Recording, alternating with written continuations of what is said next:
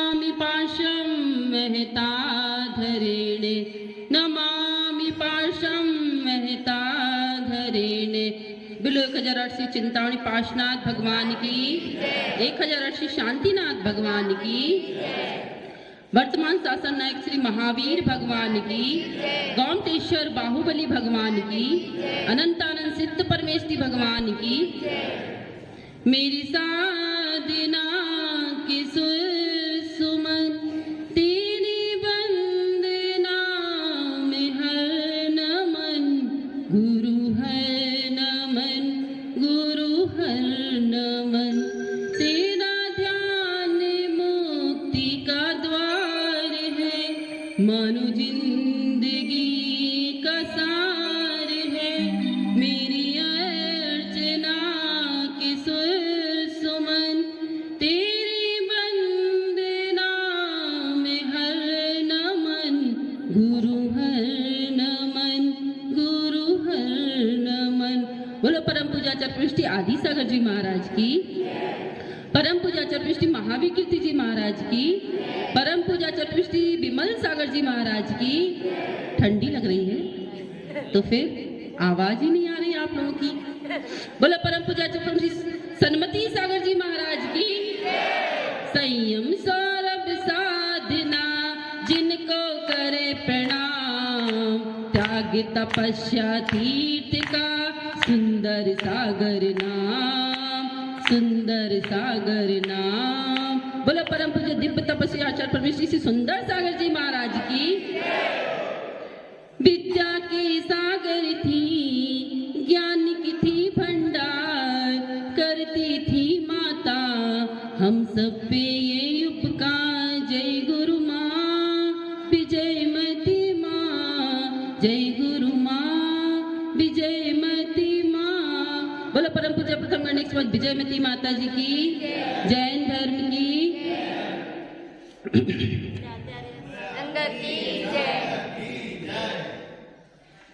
भिलोड़ा एक धार्मिक नगरी है और मैं तो पहली बार आई हूँ यहाँ पर, बागड़ प्रांत में ही पहली बार आई हूँ। और यहाँ पर आकर ये जानकर बहुत खुशी हुई कि यहाँ पर एक नहीं अनेकों संत इस भिलोड़ा नगरी पर पधारे हैं।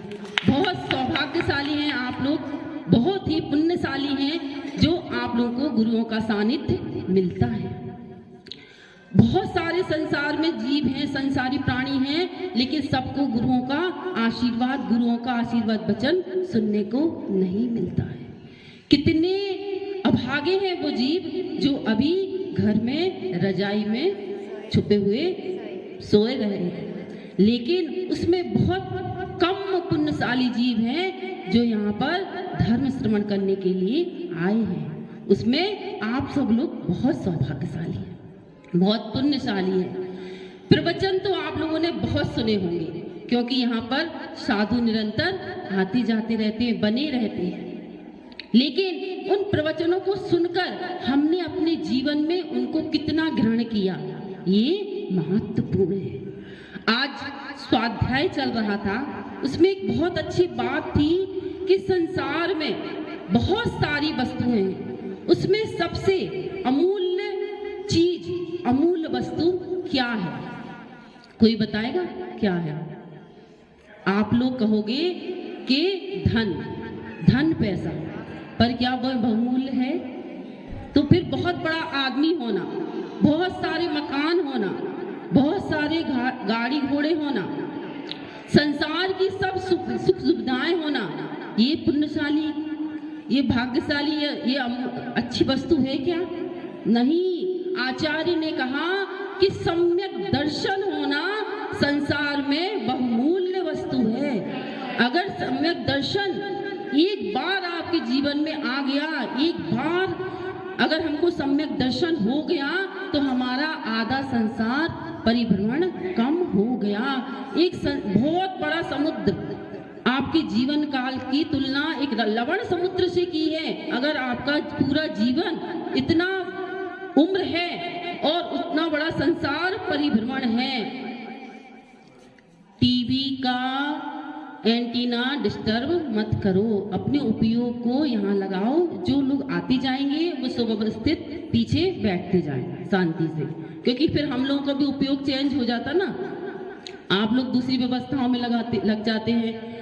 पूरी जिंदगी ही हम दूसरों की व्यवस्थाओं में लगे हुए हैं। अगर हम खुद व्यवस्थित हो गए तो फिर हमें व्यवस्थाएं करने की जरूरत नहीं है। लेकिन ये संसारी प्राणी दूसरों की व्यवस्थाओं में ही अपना पूरा जीवन व्यतीत कर देता है। अगर एक बार हमने अपने बारे में सोच लिया कि हमें क्या करना है, हमें ये मनुष्य पर्याय मिली है, जैन कुल मिला है, उत्तम कुल मिला है, और इतना आपका मंदिर देखकर दर्शन कर कर ऐसे भाव, ऐसी विशुद्धि बढ़ी, इतना अच्छा लगा यहाँ आकर भगवान के दर्शन कर कर। ऐसा लगा कि मंदिर में ही बैठे रहो, भगवान के सामने ही बैठे रहो। इतना सब हमको कैसे मिला? हमने पूर्व भाव में बहुत पुण्य किया है। उस पुण्य का फल है कि आज हमको जैन कुल मिला। लेकिन हम सब बनिया है ना, तो बनिया क्या करता है? प्लस में प्लस करता है। तो जो हमको पुण्य से मिला है उस पुण्य को हमको क्या करना है? बढ़ाना है। वो कैसे बढ़ेगा? कैसे बढ़ेगा?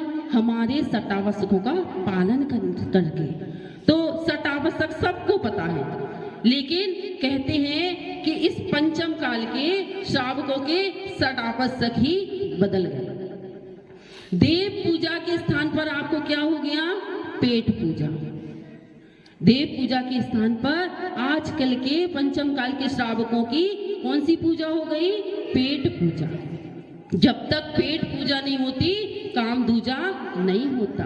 सबसे बड़े आपके सुबह सुबह किसको नमस्कार होता है? चाय देवता को। जब तक आप लोग बेड टी, आजकल के मॉडर्न जमाने में बेड टी, जब तक हम चाय देवता को नमस्कार नहीं कर लेते, जब तक हमारे शरीर में चुस्ती फुर्ती नहीं आती है ना, आलस दूर नहीं होता। कैसे कि गरम गरम चाय आई और आपने प्लेट में उसको डाला और फिर सिर झुका के उसको फूंक फूंक के पिया, तो क्या हो गया? पहला नमस्कार आपका चाय देवता को। लेकिन भिलोड़ा के ऐसे नहीं। भिलोड़ा के तो अच्छे पुण्यशाली सब जीव हैं। हम सुबह सुबह से देख रहे हैं कि सब पूजा भक्ति में लगे हुए हैं, इतने सारे भगवान हैं, फिर भी ये सब लोग स्वयं अपने हाथों से उन भगवान का अभिषेक पूजा कर रहे हैं, सबका परिमार्जन कर रहे हैं। ये तो आप बात उनको सुनाना जो घर में रजाइयों में बैठे हैं कि आज माता जी ने क्या बताया है प्रवचन में कि हमारे देव पूजा, वो पेट पूजा पहला हमारा सटावश्यक है। और पेट पूजा के लिए हम अपने पेट के लिए क्या करते हैं? भक्ष भक्ष का भी ध्यान नहीं रखते हैं। क्या खाना चाहिए क्या नहीं खाना चाहिए इसका विवेक हमें नहीं रहता है। हम रात्रि भोजन तक का भी त्याग नहीं करते। कम से कम जो लोग भगवान का अभिषेक पूजा करते हैं उनका रात्रि भोजन का त्याग तो होना ही चाहिए। डॉक्टर भी कहता है कि सोने से 2-3 घंटे कम से कम पहले हमें भोजन कर लेना चाहिए। रात्रि भोजन का त्याग क्यों बताया?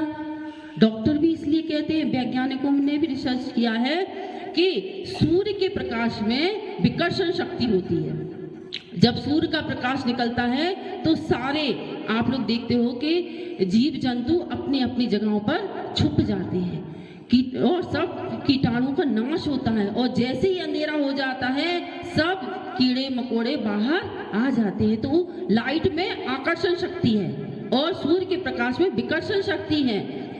और रात में अगर हमने भोजन किया तो उसमें इतने सूक्ष्म जीव गिर जाते हैं कि वह भोजन मांस का तुल्य हो जाता है। ऐसा शास्त्रों में बताया है। हम जो पानी पीते हैं वह खून के समान हो जाता है। तो कम से कम हम एक मर्यादा तो बांध लें। जैसे महिलाएं तो घर में फालतू बैठी हैं तो भी रात्रि भोजन करती हैं। जैसे जैसे अंधेरा होता जाता है वैसे वैसे भोजन करने की याद आती है। पर सूर्य अस्त के 48 मिनट पहले जो जिनका सही रात्रि भोजन का त्याग है उनको 48 मिनट पहले ही भोजन कर लेना चाहिए। बेचारे पुरुष तो कहीं बाहर जाते हैं, सागवाड़ा जाते हैं, कोई नौकरी करता है तो बाहर से आके फिर भोजन करते हैं तो उसमें भी हम एक मर्यादा बांध लें कि हम 7 बजे तक करेंगे, 8 बजे तक करेंगे। अरे 10-10, 11-11 बजे तक भोजन कर रहे हो, ये क्या जैनियों की पहचान है? सब जैनियों के तो 3 मुख्य पहचान क्या है? देव दर्शन और रात्रि भोजन का त्याग, पानी छान के पीना।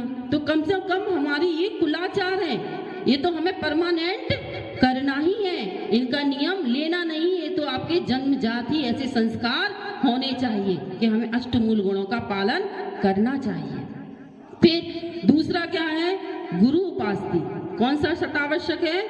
गुरु उपासती कि धनोपासती? धनोपासती के धन एक ऐसी वस्तु है कि बाप बड़ा ना भैया, भैया सबसे बड़ा रुपया, कि धन कमाने के लिए जीव सब कुछ करता है। आज देश विदेश में चला जाता है, क्या नहीं करता इस पैसे कमाने के लिए? पूरी जिंदगी हम पैसे कमाने के लिए ही अपनी व्यतीत कर देते हैं। अगर कहा है, अगर आपके पन्ने में पुण्य है, पुण्य रूपी लक्ष्मी है, तो धन अपने आप आएगा। और अगर आपका पुण्य नहीं है तो पूरे दिन दुकान खोल के बैठे रहना, तो आपकी कमाई नहीं होगी। और अगर आपका पुण्य है, पुण्य कैसे अर्जन किया? गुरुओं की उपासना करके। देखो, गुरु तो चलते फिरते तीर्थ है, आपके दर आज ये बहती हुई गंगा आई है। अब अपने अपने घड़े सब लोग सीधे कर लो, उल्टे करोगे तो चिकना घड़ा, ऊपर से पानी फिसल जाएगा। कितने गुरु आए और कितने गुरु चले गए, लेकिन आपने अपना पात्र में क्या भरा?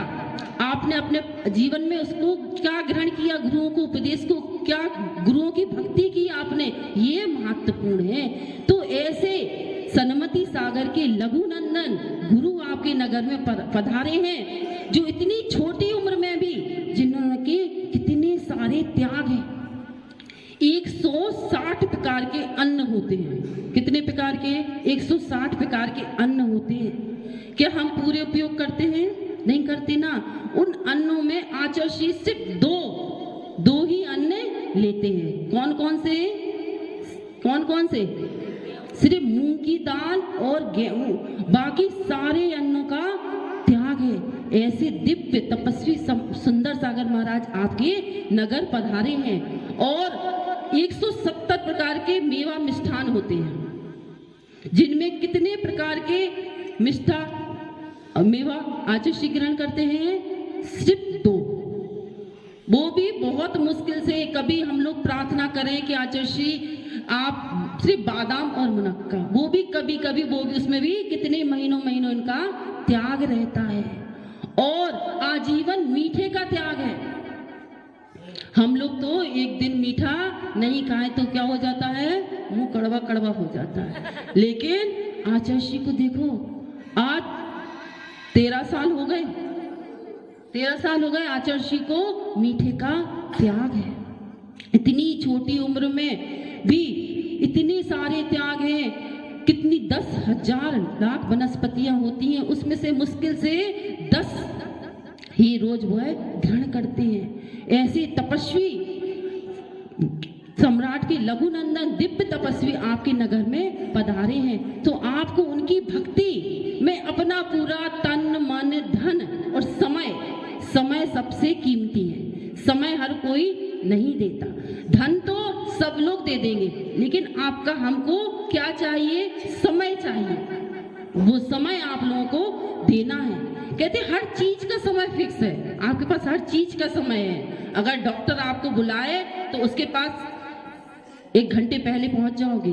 ट्रेन में जाना है तो उसके भी 10 मिनट आधा घंटे पहले पहुंच जाओगे। एरोप्लेन में जाना है तो 2 घंटे पहले पहुंच जाओगे, है ना। अगर बच्चों को स्कूल भेजना है तो उनके बस स्टॉप पर 10 मिनट 15 मिनट आप पहले पहुंच जाओगे। लेकिन जो जीवन में सबसे ज्यादा जरूरी है आपके लिए, आपकी आत्मा के लिए, क्या? धर्म करना, उसके लिए कोई समय फिक्स नहीं है। कोई कभी आ रहा, कोई कभी आ रहा है। हर चीज का समय है, लेकिन जो हमारे लिए जरूरी है उसका समय तो हम निकाल ही नहीं रहे हैं। तो कहते हैं धनोपास्ति आपका दूसरा सटावश्यक है, बिलोड़ा वालों का नहीं है। और लोगों का।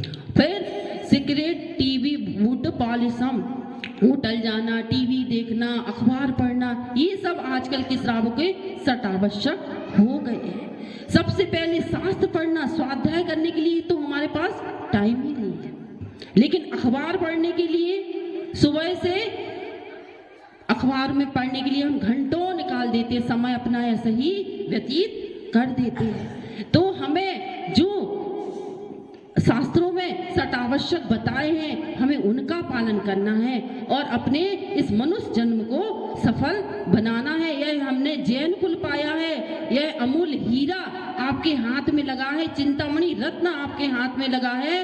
कहते हैं कि समुद्र में राई का दाना फेंक दो, वो भी मिल जाए, वो भी मिल जाना संभव है, लेकिन ये जैन कुल मिलना, मनुष्य पर्याय मिलना, संगी पंचेंद्री होना और आपके प्रति धर्म की भावना जागृत होना, ये बहुत बहुत बहुत मुश्किल है। तो आप सब लोग बहुत पुण्यशाली हो, भाग्यशाली हो और बनिया दिमाग हो। तो अब हमको क्या करना है, पुण्य पे पुण्य प्लस करना है और गुरुओं की भक्ति करना है, देव शास्त्र गुरु की भक्ति करना है और अपने इस मनुष्य जन्म को सफल बनाना है। जय बोलो परम पूज्य आचार्य सुंदर सागर जी महाराज की।